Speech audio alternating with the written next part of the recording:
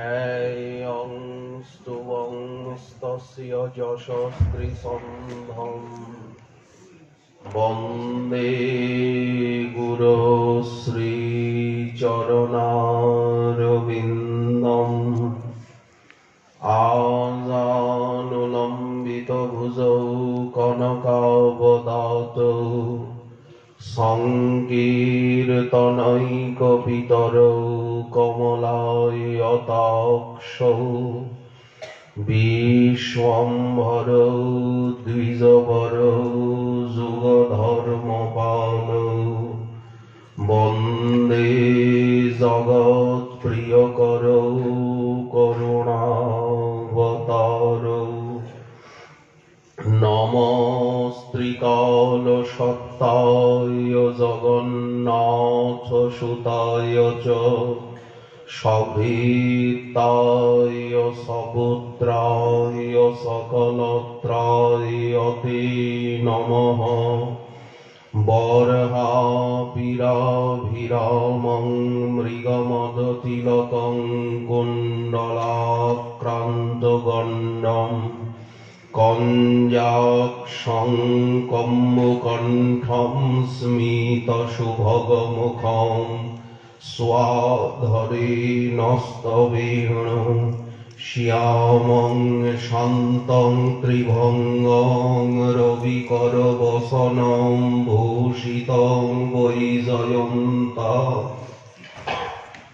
वन्दे वृन्दावनस्थं युवतिशतकृतं ब्रह्मगोपालवेशम् तप्तकाञ्चन गौराङ्गी राधे वृन्दावनेश्वरी वृषभानुसुते देवी त्वां नमामि हरिप्रिये मूकं करोति वाचालं पङ्गुं लङ्घयति गिरिं यत्कृपातमहं वन्दे परमानन्दमाधवं वाञ्छाकल्पतरुभ्यश्च कृपासिन्धुभ्य एव च पतितानां पावनेभ्यो वैष्णवेभ्यो नमो नमः हरिभक्तिपराये च हरिनामपरायणा दुर्वृत्ता वा सुवृत्ता वा तेषां नित्यं नमो नमः नमो धर्माय महते नमः कृष्णाय वेधसे ब्राह्मणेभ्यो नमस्कृत्य धर्मान् वक्षे सनातनान् नारायणं नमस्कृत्य नरं चैव नरोत्तमं देवीं सरस्वतीं व्यासं ततो जयमुदीरयेत् जय रूप सनातन भट्ट रघुनाथ श्रीजीव गोपाल भट्ट दास रघुनाथ এই ছয় গোসাইয়ের করি চরণ বন্দন যাহা হইতে বিঘ্ন নাশয় অভীষ্ট পূরণ দুর্গমে পথিমেন্দ্রস্য স্খলৎপাদগতির্মুহ সকৃপায়ষ্টিদানেন সন্ত সন্ত্যবলম্বনম।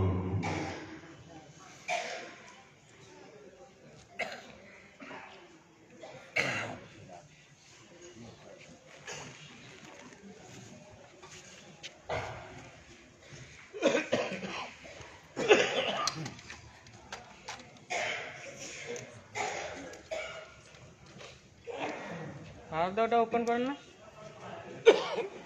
আর দাও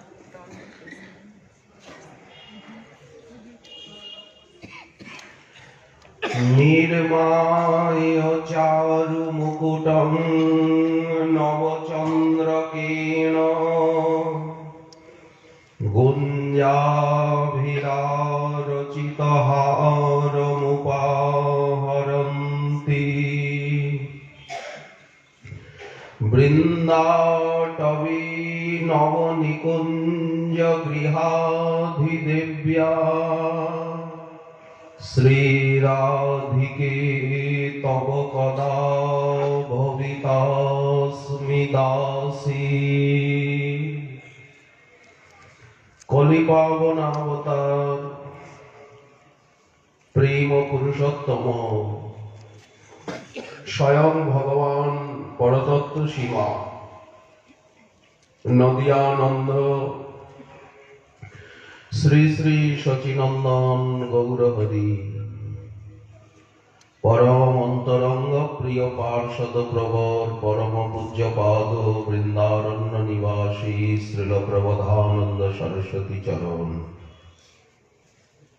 তিনি তার শ্রী শ্রী রাধারস সুধানিধি গ্রন্থে আকাঙ্ক্ষা পোষণ করছেন যে আমি কবে রাধারানীর দাসী হব, সেবিকা হব, সব সময় রাধারানীর কাছে কাছে থাকবো, ছায়ার মতো কাছে থাকবো, সেবা করব, লীলা মাধুরী হেরব।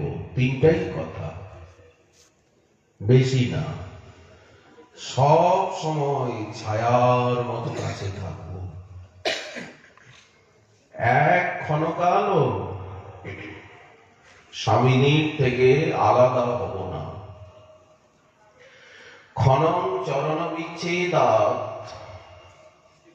শ্রী সজ্জা প্রাণহারিণীম। যদি ক্ষণকাল রাধারানীর চরণের থেকে দূরে সরে যায়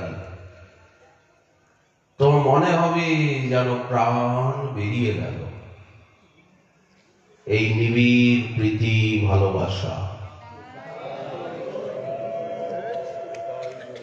সব সময় তোমার সেবা করব, পরিচর্যা এবং তোমার লীলা মাধুরী হেরব, এই আকাঙ্ক্ষা। হে শ্রী রাধিকে নবচন্দ্রকেন চারু মুকুটং নির্ময়।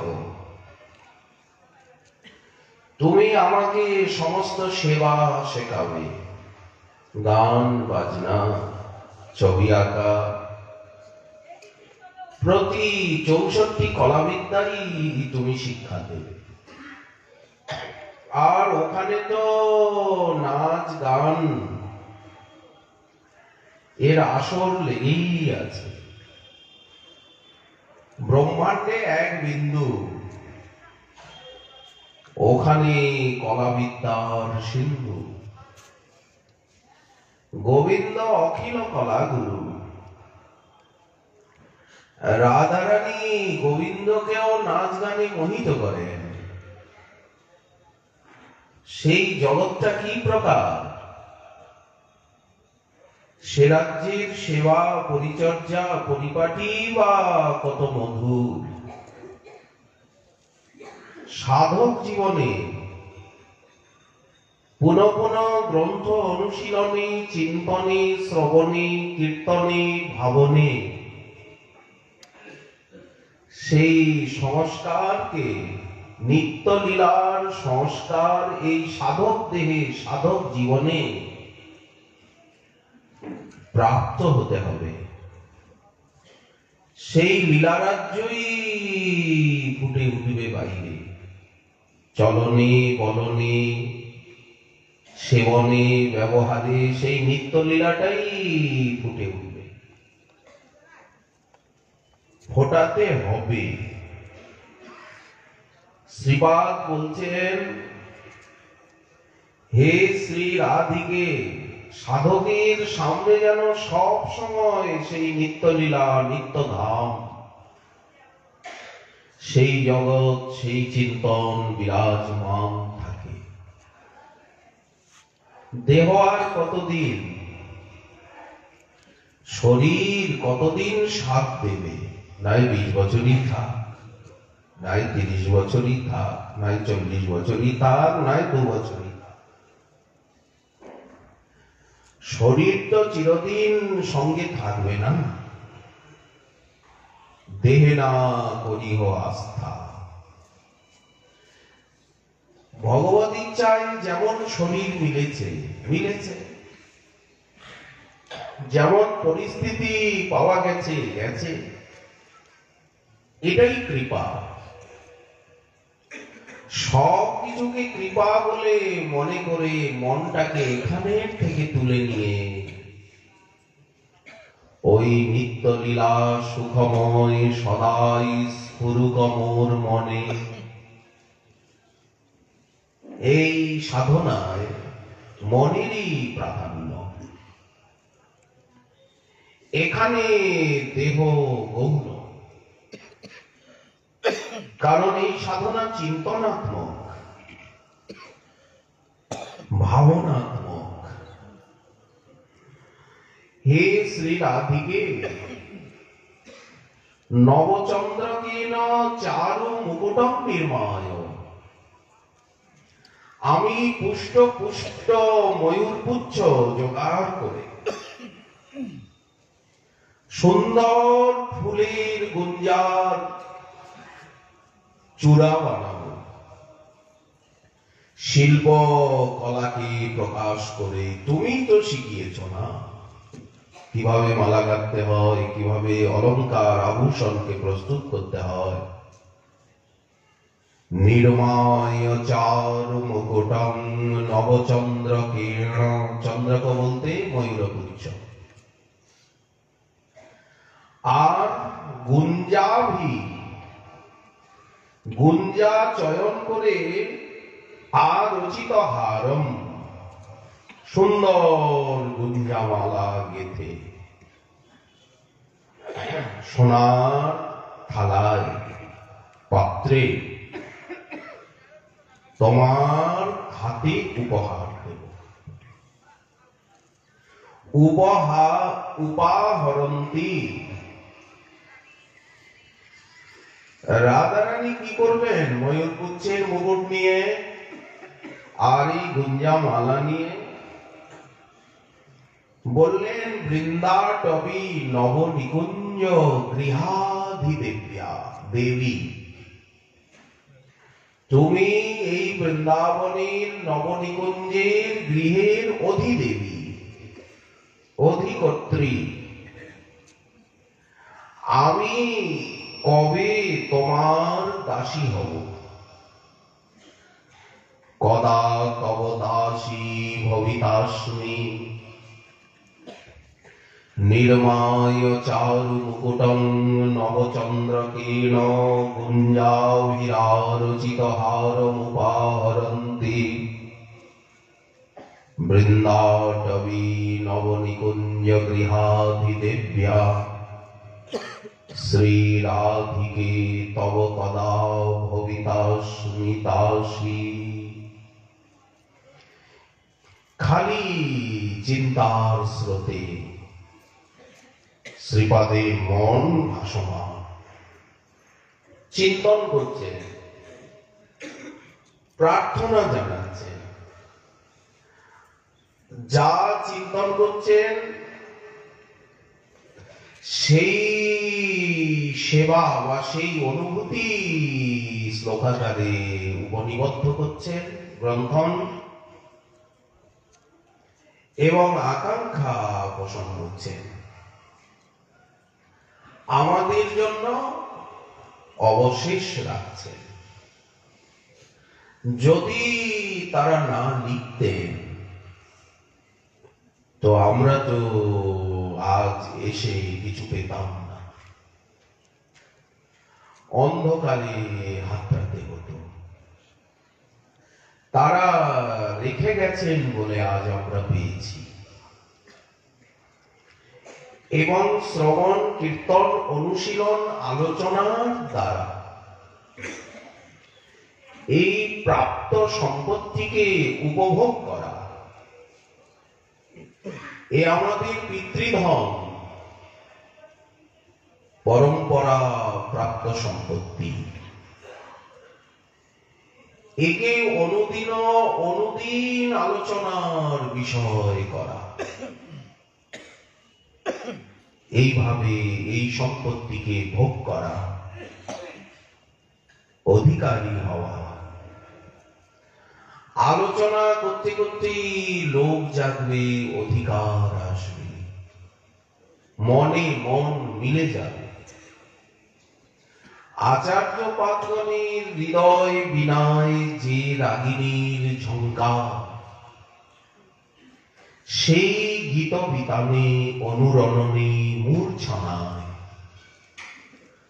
সাধকের হৃদয় বিনাও বেজে উঠবে। একেই ভজন বলা হয়, একেই আনুগত্য বলা হয়। কথার সঙ্গে কথা,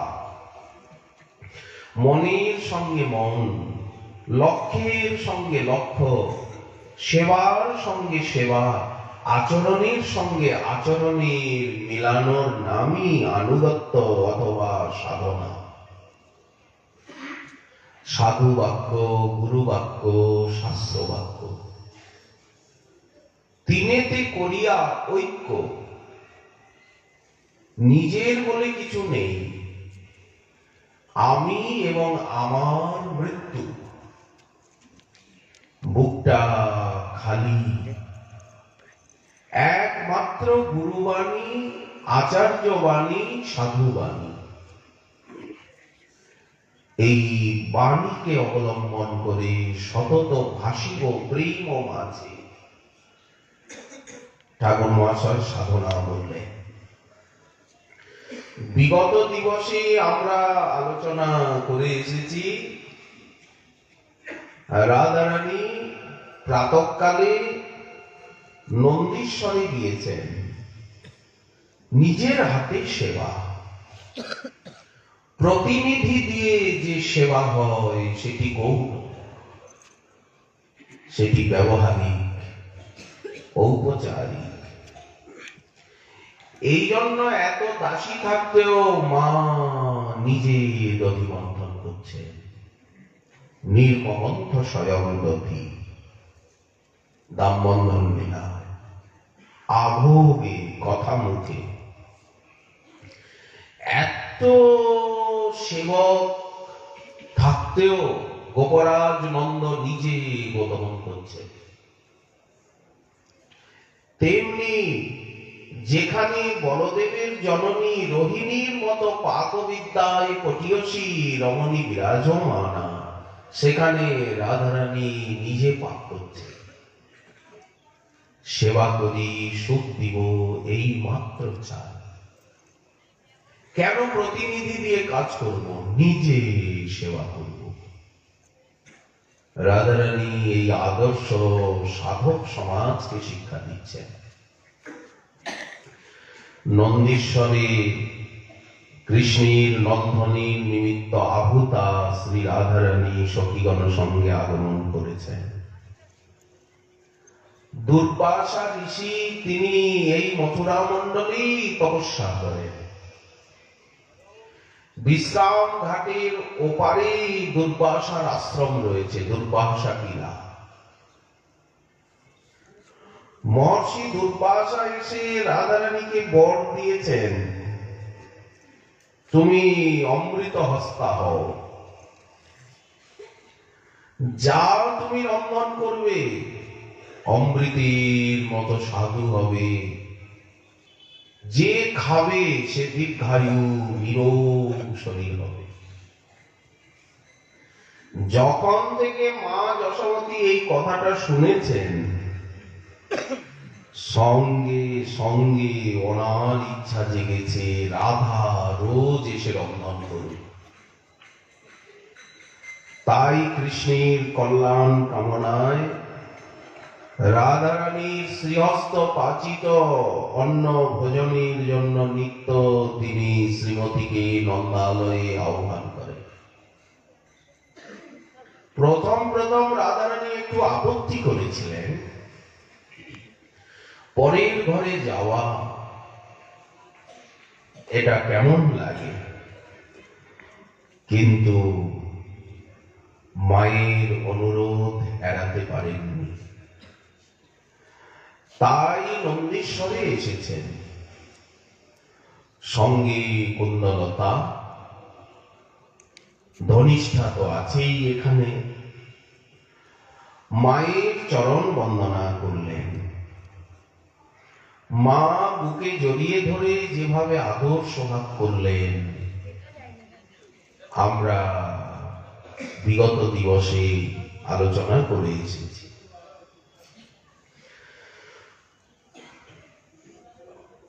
মাতৃচরণ বন্দনা করে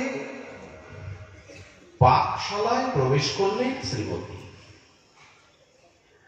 আশি দাসীগণ রাধার চরণ ধোয়ালো শীতল নীরে।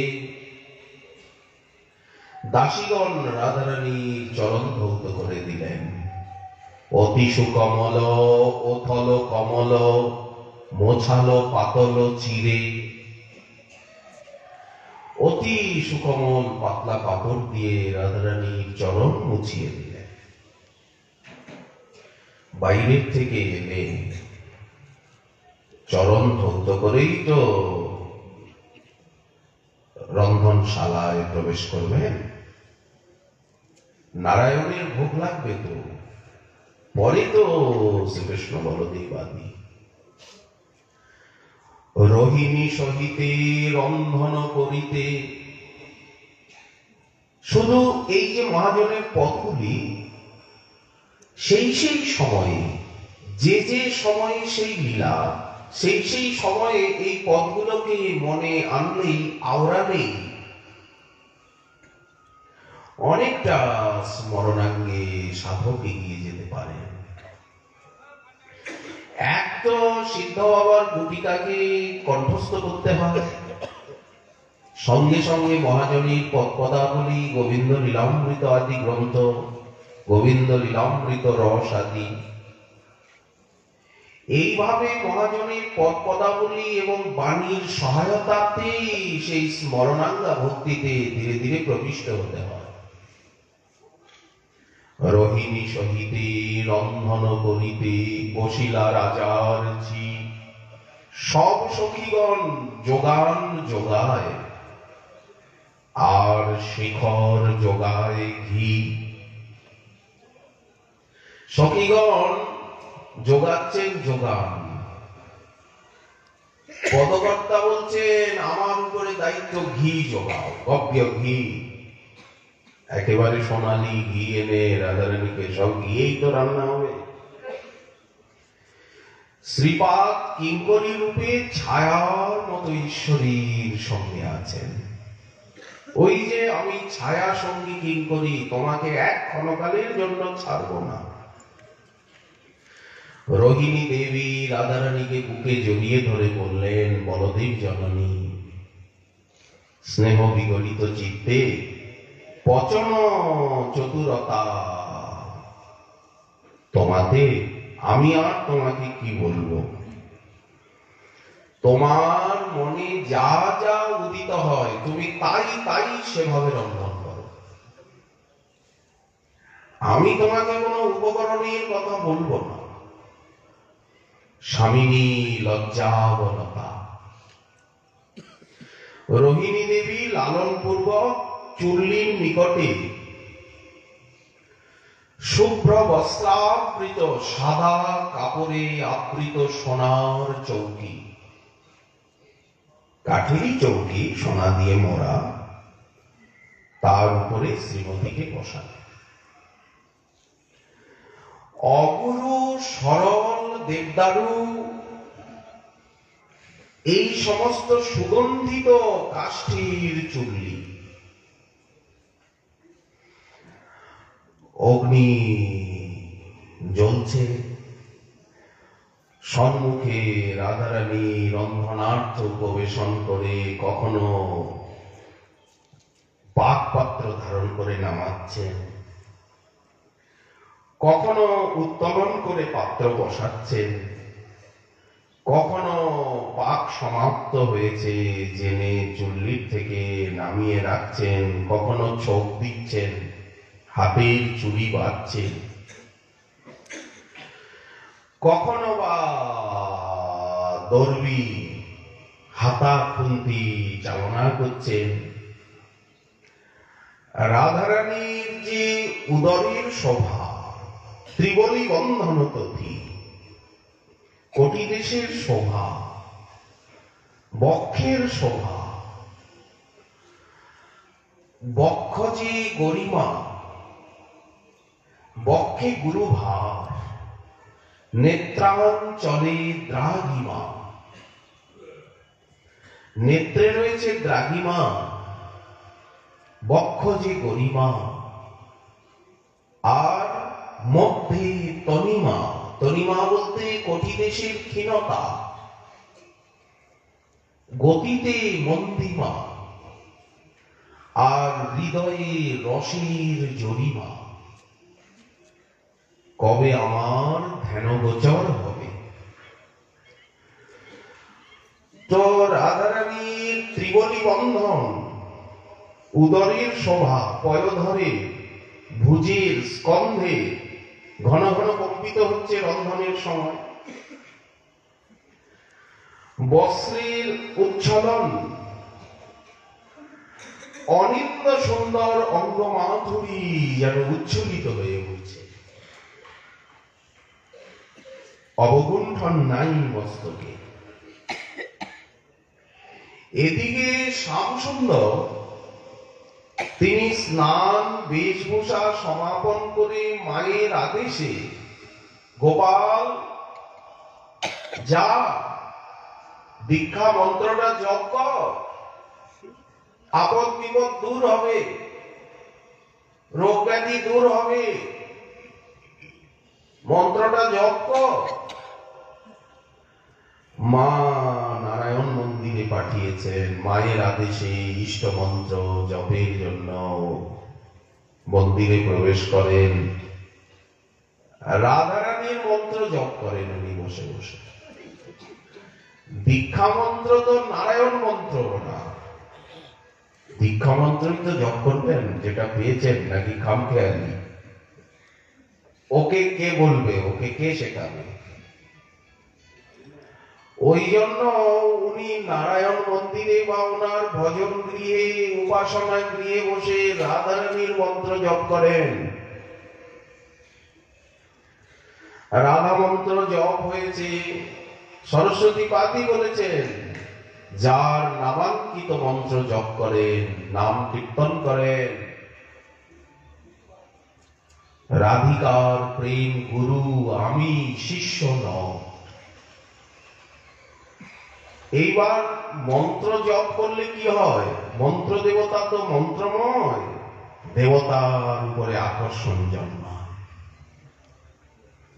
ওই জন্য রাধারানীর প্রতি আকর্ষণ যেন মন্ত্র জপে আরো বেড়ে গেছে। নাম জপ করতে করতে যেমন নামী মূর্ত হয়ে ওঠেন, নাম নামী অভিন্ন, এই জন্য নামকে ধরেই নামীকে পেতে হয়, তেমনি মন্ত্রকে ধরেই মন্ত্র দেবতাকে পেতে হয়। দর্শন উৎকণ্ঠায় প্রাণ অধীর, রাধারানীকে দেখতে হবে। একবার তো গোপুরমে দাঁড়িয়ে দেখলেন, যখন রাধারানী সখীগণ সঙ্গে আসছিলেন, দূর পথ থেকে দেখা যায় ওই যে নন্দীশ্বরের উপরে দাঁড়ালেই সামনে পূর্ব দিকেই যাব। রাধারানী যখন যাবতীর পথে, তখনই তো উনি অপেক্ষা করছেন। এখন অনেকক্ষণ হয়ে গেল রাধারানী ভিতরে, এখন তো রন্ধনশালায়, এর মধ্যে ও স্নান সাজগোজ করে মন্ত্র জপ করে ওর জলযোগ হয়ে গেছে, প্রাণটা অধীর, এখন একটু দর্শন চাই, আর প্রতীক্ষা সহ্য হয় না, প্রাণটা ছটফট করছে, একটু দর্শন চাই। আমারে আনন্দ দিবে হইছে কুঞ্জ, আমার হইতে আনন্দিত হয় ত্রিভুবন। আমা হইতে যার হয় শত শত গুণ, সেই জল আল্লাহ দিতে পারে মোর মন। আমা হইতে গুণী বড় জগতে অসম্ভব, একলি রাধাতে তাহা করি অনুভব। প্রাণটা ছটফট করছে রাধারানীকে দেখবার জন্য। দর্শন উৎকণ্ঠা এত বেশি। তুয়া পথ চাই রাই রাই বলি গদগদ বিকল পরাণ। মহাজন বলেন যে তোমার রাস্তায় তুমি আসবে, ওই রাস্তার দিকে তাকিয়ে বারবার রাই রাই রাই রাই বলি গদগদ বিকল পরাণ। পশ্যতি তব পন্থানং বনমালী, শীদতি তব বিরহে বনমালী। গীত গোবিন্দ। ক্ষণ এক কোটি কোটি যুগমানত। মাধবীর কেমন রাধা প্রীতি, বললেন ক্ষণকালকে কোটি কোটি যুগ বলে মনে করেন। দর্শন উৎকণ্ঠায় শ্যাম সুন্দর করেছেন কি, পিছনে তো রন্ধনশালার পিছনে বাগান উদ্যান, তো উনি পিছন দিক দিয়ে পাকশালায় যে জালনা রয়েছে গবাক্ষ, সেই বাতায়ন পথে উকি দিয়ে রাধারানীর রান্না দেখছেন। ওদিকটা বাগান, স্বামিনী পাক করছেন, মাথায় কাপড় নেই, বেশভূষা আলুলায়িত। সৌন্দর্যে সোনার আলোকে পাকশালা রন্ধনশালা উদ্ভাসিত। গাত্রে কোটি তরিচ্ছবি, কোটি বিদ্যুতের লহরী। প্রভৃততানন্দচ্ছবি শ্রীমুখে, শ্রীমুখে আনন্দের ছবি। করে সব পল্লবৈকত ছবি, লাল টুকটুকে অশ্বত্থ এবং বটের সদ্যজাত কিশলয়ের মতো করকমল। বিম্বষ্ঠে নববিদ্রুম ছবি, লাল টুকটুক করছে অধর ওষ্ঠ। বক্ষে হেমাম্বরুহকুটমল ছবি, বক্ষযুগ, বক্ষে মানে হচ্ছে দুটি কমল কলিকা। কে বর্ণনা করবে? মহাজন করেছেন, রাধারানীকে চোখে আঙুল দিয়ে দেখিয়ে দিচ্ছেন। বর্ণনা নয়, দেখানো। কৃষ্ণ দেখছেন নবযৌবনোদয় এবং মহালাবণ্য লীলাময় রাধা কলেবর নবযৌবনা। শ্রীমতীর অঙ্গের থেকে তরিত কান্তি ঝলকে ঝলকে উৎসাহিত হচ্ছে। অপূর্ব চাকচিক্য শোভা সম্ভারে উদ্ভাসিত রাধার রূপ। নবযৌবনের কমনীয় কান্তিতে অতীব মনোহারিণী। স্বামীর চরণ আর চলে না। রাধারানীর রূপ দেখে শ্যামসুন্দর অবশ হয়ে গেছেন, শ্যামকে অবশ করে। চরণ ধীর, পা দুটো যে আর চলে না। পাদৌ পদম নচলত স্তব পাদ মূলা জামো কথম ব্রজমথৌ করবাম কিংবা। ধ্যানের বস্তু মিলে গেছে। দর্শনানন্দে স্বামীর বিপুলায়ত নয়ন। সহসা স্বামীর কি মনে হয়েছে, উনি জানলার দিকে তাকিয়ে ফেলেছেন। সামনেই বাতায়ন, ওপারে বাগান। লজ্জায় উনি হাতে কাজ করছেন তো রন্ধনে, অবগুণ্ঠন ঘোমটাটা দিতে পারছেন না। মাথায় ঘোমটাটা নেই, লজ্জা এসে গেছে।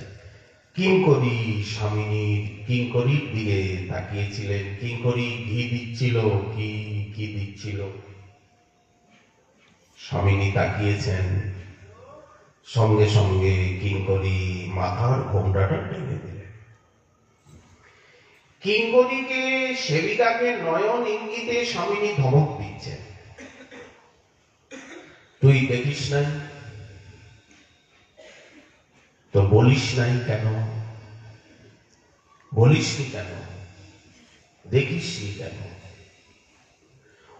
ওই জগতে চোখে চোখেই কথা, মুখে কথা বলতে হয় না। ওই রসদেশে মুখে কথা চলে না।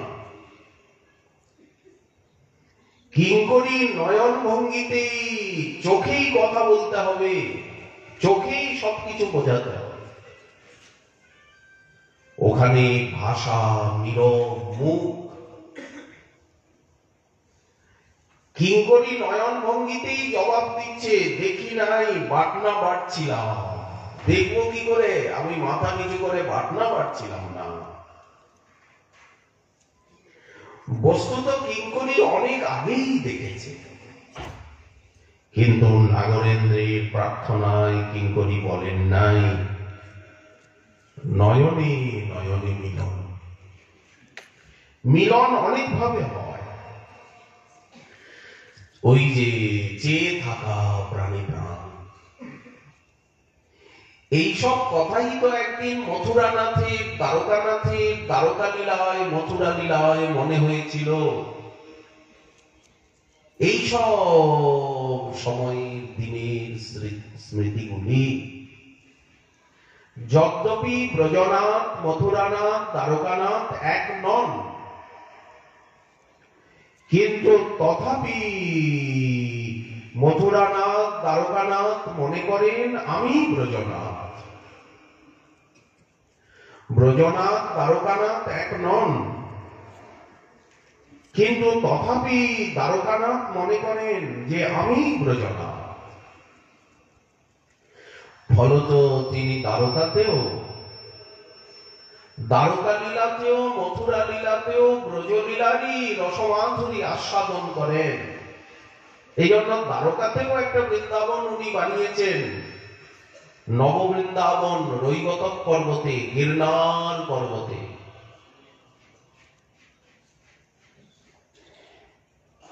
মথুরানাথ, দ্বারকানাথ কি মনে করেন?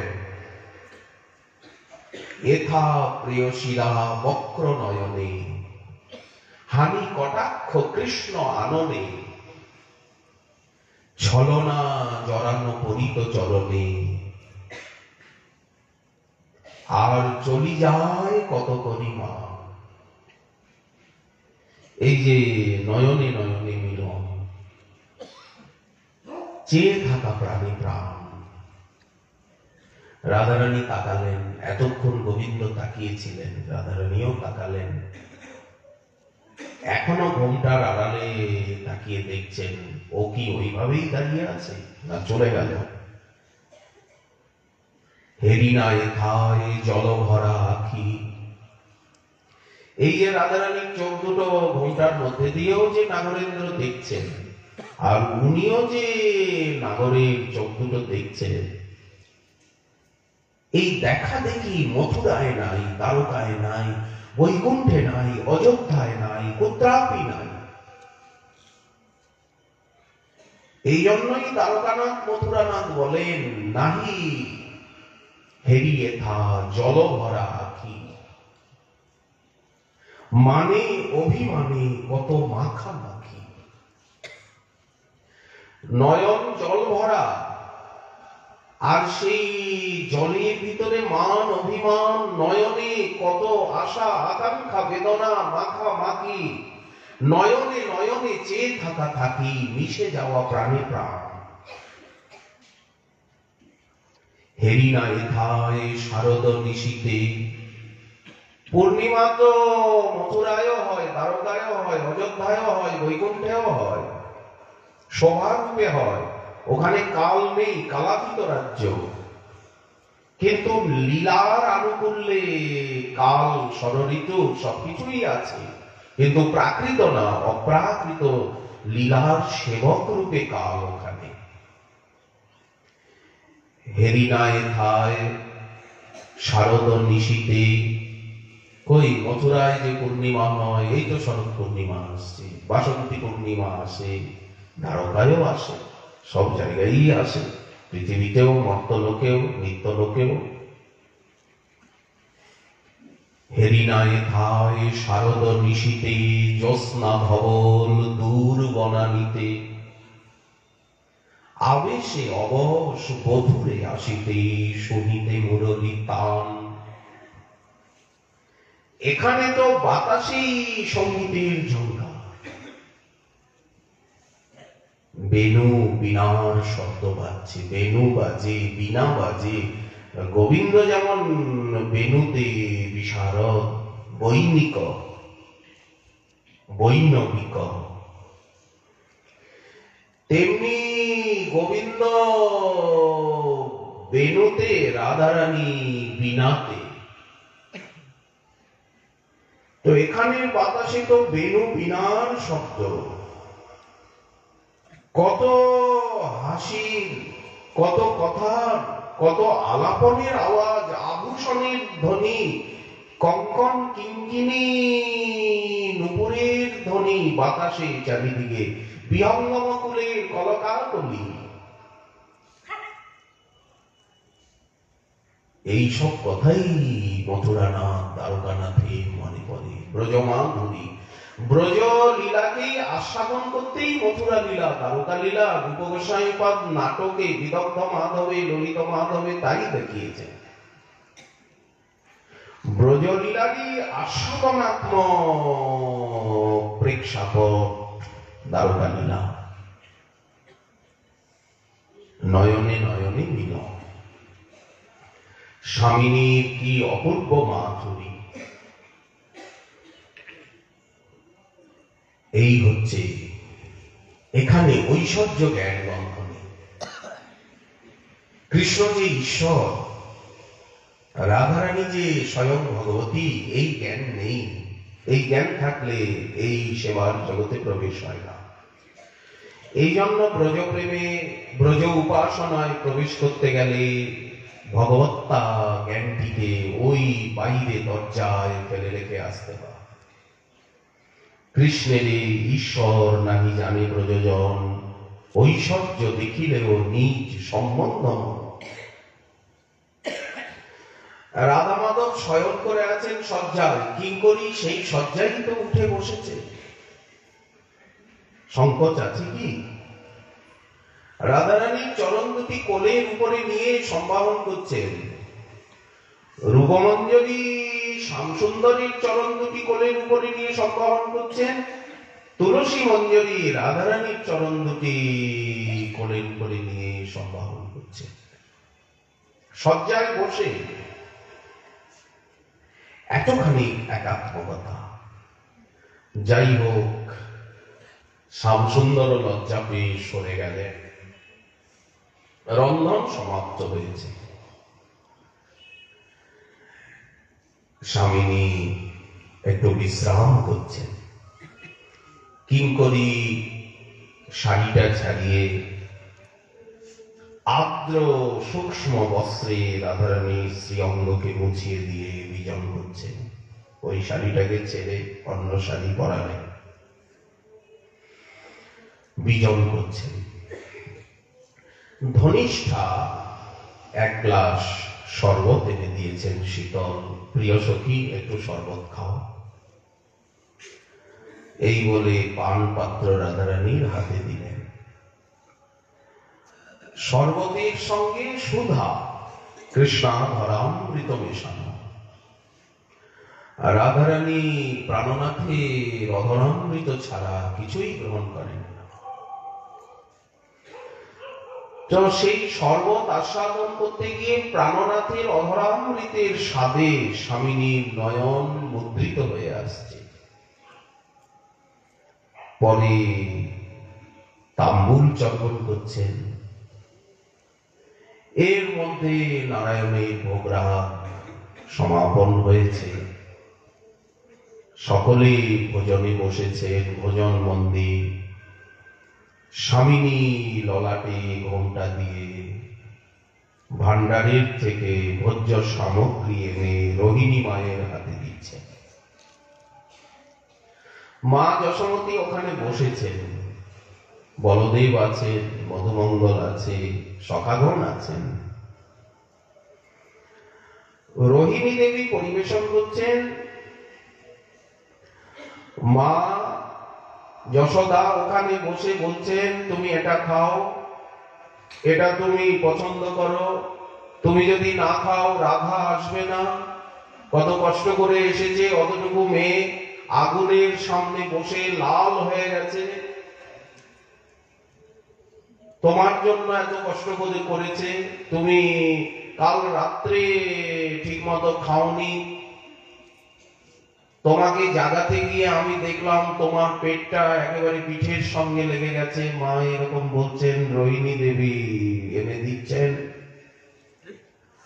আর রাধারানী ঘোমটা দিয়ে রোহিণী মায়ের হাতে এনে এনে দিচ্ছেন। রামের জননী পিছেন আপনি, রাধিকা রাধিলা যত, সুগন্ধি ওদন বিবিধ ব্যঞ্জন, তাহা বা কহিব কত। কত রকম যে অন্ন করেছেন, পুষ্পান্ন ঘৃতান্ন, তাহা বা কহিব কত। বিধি অগোচর যত উপহার দিতেছে যশোদা মায়, রাধার বদন দেখি অচেতন হইলা নাগর রায়। ডান দিকে দাদা বসেছেন, সামনে মধুমঙ্গল, বামুনের ছেলে তো, ব্রাহ্মণের ছেলে, ওই জন্য সামনে বসে, চারিদিকে সখা। এখন ও খাবে কি? মা তো বলছেন, ওর মনটা পড়ে আছে রাধারানী যে আসছেন, রোহিণী মায়ের হাতে দিচ্ছেন, ঘোমটা আছে, রাধারানী যে চলে যাচ্ছেন, আবার একটা কিছু আনতে যাচ্ছেন, নুপুরের ধ্বনি, চুড়ি বাজছে, রাধারানীর শোভা মাধুর্যে ও যেন কিরকম হয়ে গেছে। অথচ এখানে বড় মা আছে, দাদা আছে, ও নিজেকে কোনো মতে প্রকৃতিস্থ করে রেখেছে। রাধার বদন দেখি অচেতন হইলা নাগর রায়। মনটা ডুবে গেছে, হারিয়ে গেছে কোথায় নাগর। মা বলছেন, গোপাল আরে খা, এত বিলম্ব করছিস কেন? এই দেখো দিদি রোহিণী, এর খাওয়ার কিছুতে খাওয়াতে পারি না, যত অরুচি এর খাওয়ায়।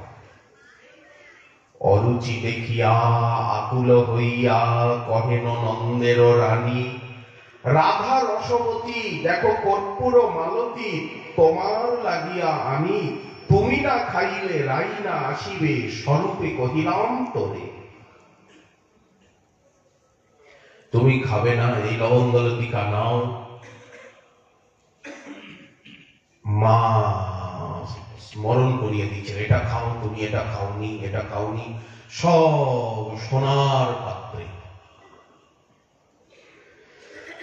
তুমি না খাইলে রাই না আসিবে। শেষে মা দেখছেন ও খাবে কি? ও তো রাধারানীর শব্দ স্পর্শ রূপ রস গন্ধে ও উন্মত্ত। রাধার অধর রসে, রাধারানীর অধরামৃতই তো ওর প্রাণ, অধর সুধা। যদ্যপি আমার রসে জগত সুরস, রাধার অধর রসে আমাগরে বশ। এইখানে পাশাপাশি দেখানো হচ্ছে বাৎসল্য রস। বাৎসল্য রসকে ছাপিয়ে এখানে প্রভাব বিস্তার করছে মধুর রস। মায়ের স্নেহ মমতা, এখানে বড় মা রয়েছেন, রোহিণী রয়েছেন, দাদা বলাই রয়েছেন, মা রয়েছেন, মমতাময়ী স্নেহ বাৎসল্য সমুদ্র স্বরূপা যশোদার স্নেহ মমতাকে ছাপিয়ে রাধারানীর সৌন্দর্য মাধুর্য, রাধারানীর প্রতি এমনই মত্ততা এসে গেছে, ভোজনে অরুচি। তখন মা শপথ করে বলছেন, তুমি না খাইলে রাই না আসিবে, স্বরূপে কহিলাম তোরে। ললিতা বিশাখা আর কুন্দলতা চোখ ঠাগিয়া কহিছে ভরে। রাধারানী তো লজ্জাশীলা, উনি কোনো কথা বলেন না, উনি এনে এনে রোহিণী মার হাতে দিচ্ছেন। মা বলছেন, ললিতা, বিশাখা, কুন্দলতা আমাকে চোখ ঠাকছে।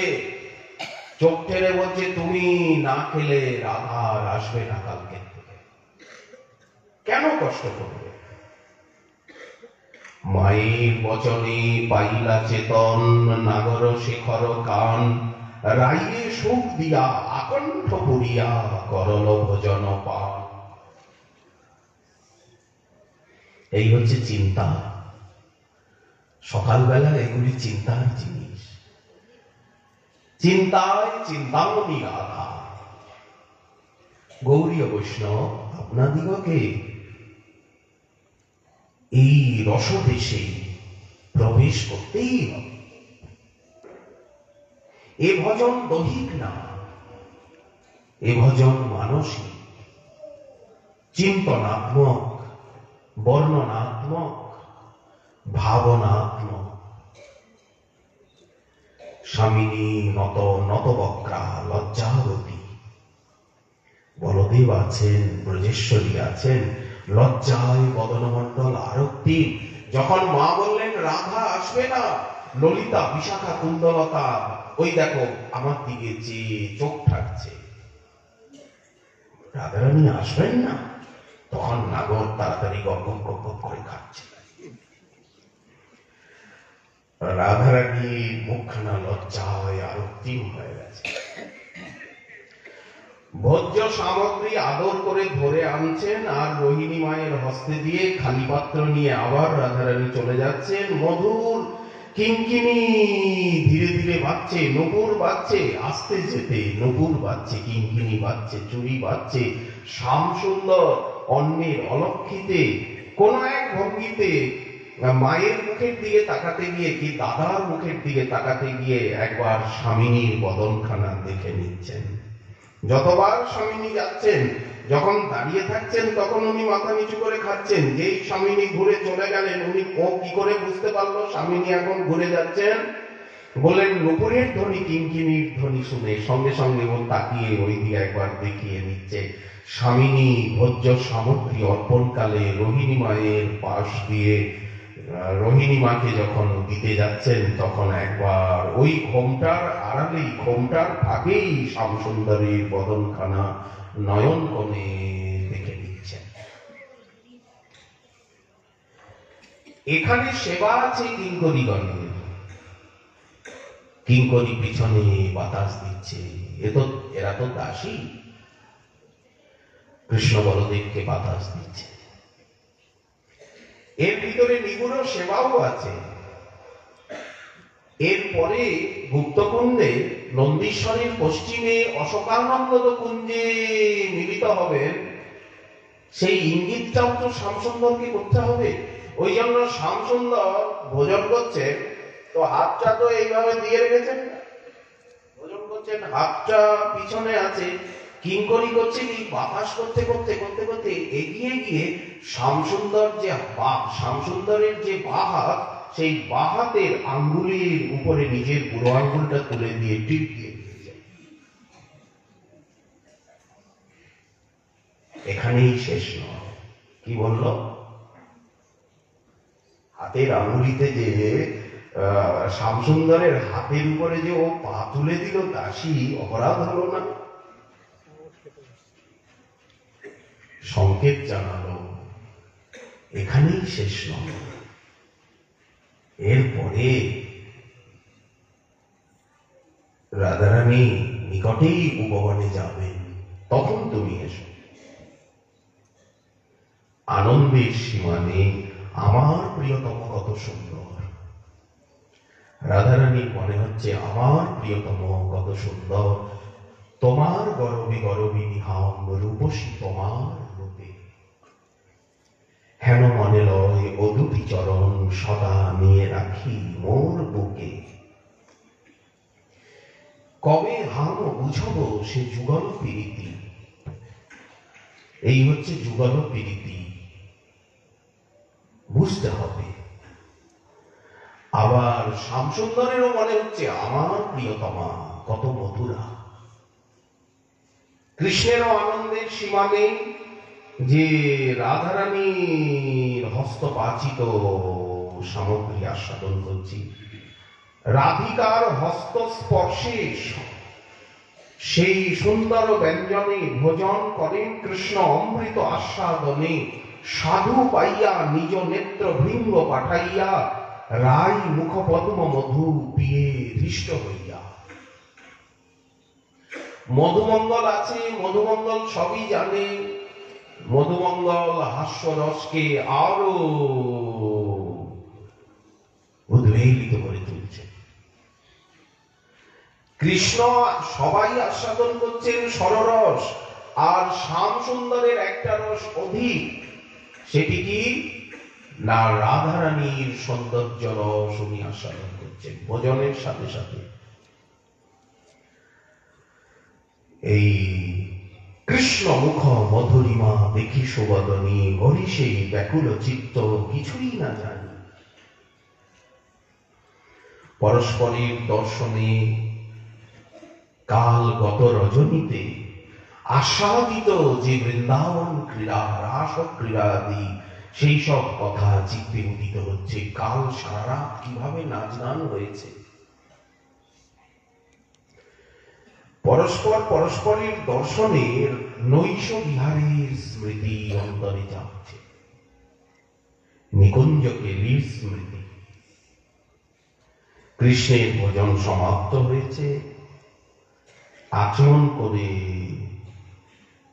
তাম্বুল সেবনের পরে উনি বিশ্রাম করছে। এবার মা রাধারানীর ভোজন বিষয়ে দৃষ্টি দিয়েছেন। কৃষ্ণ বিশ্রামে চলে গেছেন, ওনার কক্ষে বলদেব চলে গেছে, সখারা চলে গেছে। এবার মা রাধারানীকে ভোজন করাতে চান। লজ্জাবতী রাধারানী কিছুতেই ভোজন করবেন না। মায়ের সামনে ভোজন করতে ওনার লজ্জা। মাও ছাড়বেন না, নানা শপথাদি দিয়ে ভোজন করাচ্ছেন। কোলে নিয়ে রাধারানীকে